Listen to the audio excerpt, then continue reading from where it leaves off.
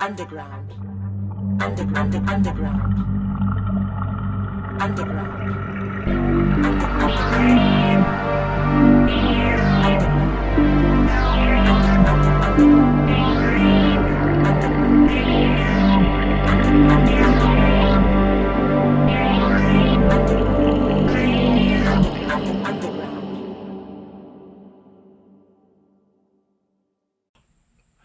Greetings, surface dwellers. My name is Michael, and these are my chthonic musings.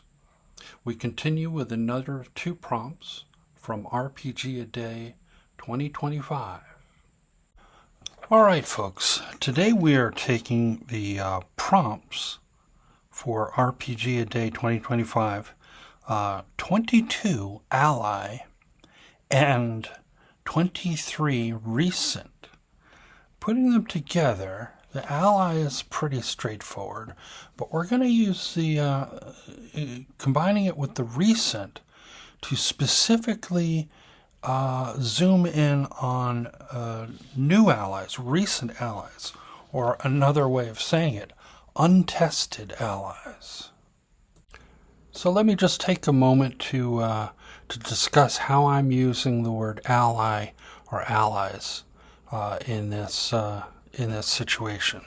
I'm talking about non-player characters with which the player characters have what is perceived to be at least a mutually beneficial relationship. That you scratch my back and I'll scratch yours, kind of situation. This can include such things as patrons or other quest givers, hirelings, henchmen, or other followers, animals, factions or faction members, or even sentient items, and perhaps other things as well. Now, since we're talking about allies that our player characters haven't had any experience with, they're brand new and like I said, untested. So the question first, one of the first questions that has to come up is, can they be trusted? Can these new allies be trusted to do whatever task is expected of them?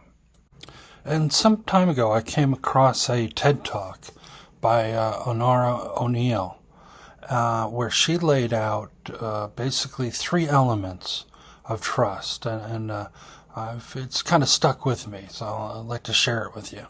And those elements are 1, honesty, which sometimes like that's the most obvious, and often we think of that the entirety of trust. Is somebody lying to us or telling the truth, or will they double cross us? And that's the be-all and end-all of it. But she includes 2 other elements, which I think are important and interesting. The second is competence. Can the person do the job? Are they competent in what they're claiming to provide for you? And the third element is reliability. Even if they intend to do something for you and they are competent enough to be able to do it, will it actually get done? Now, I think for things like honesty and reliability, having had no experience with this brand new recent NPC, the players may have to rely on a reputation. So maybe they can find people that they do trust, or organizations. We say, well, they come recommended from the guild or the church or the baron, let's say. For matters of competence, you may be able to to test that. The players may hold tryouts or something of that nature. And for the game master that's making up these non-player characters, these are elements that they may want to consider when designing these NPCs. their honesty, their competence, and reliability. Often in our games, reliability may be a synonym for loyalty. And there are several games that have systems for tracking or determining loyalty and morale, reputation, and influence. Two things that I would suggest to game masters as they're designing and running NPCs, and this is my opinion. Things to be aware of. I think that the number of NPCs that outright are just traps and are what I like to call like screw jobs. They get in good graces with the player characters, and then when it's most inopportune, they turn on them and attack the player characters or abandon them or strand them somewhere. Maybe once in a while, but it gets old real fast. So I would suggest only doing it if you really understand what you're doing and to use it sparingly at best.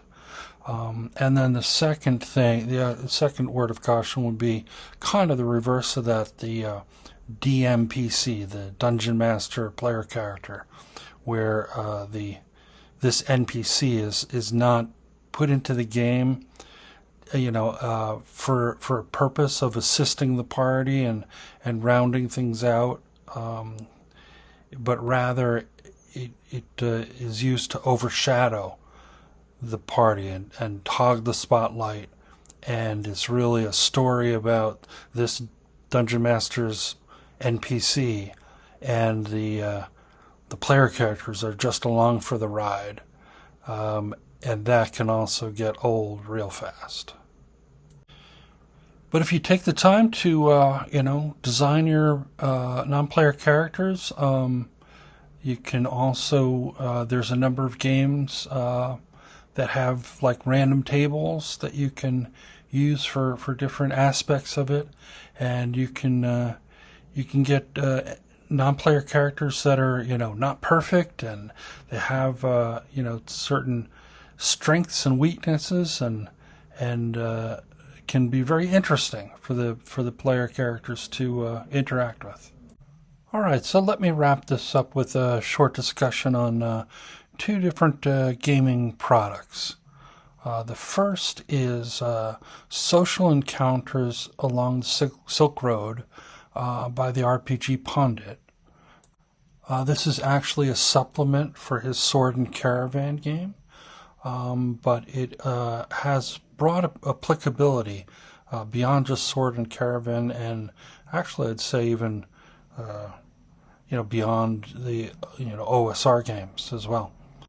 It's essentially a treatment of various different social interactions that your player characters may have with non-player characters, and it's based around the old 2d6 reaction roll, and then expands upon that, with how to treat various situational modifiers, and the thing that I'd like to touch on are things that he has a table of values for non-player characters. So these are the things that the non-player character believes or how they behave.